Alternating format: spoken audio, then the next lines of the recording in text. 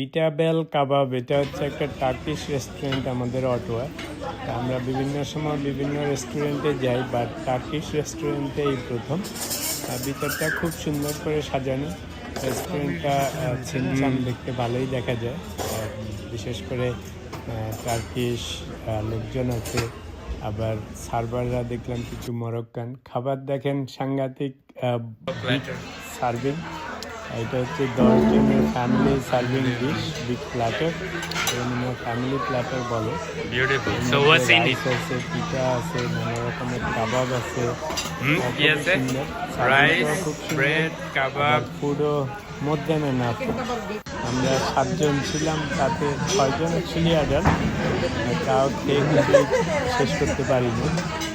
রেস্টুরেন্টটা খুব সুন্দর, ওদের ছোটোখাটোর মধ্যে খুব সুন্দর ছিমছাম করে সাজানো।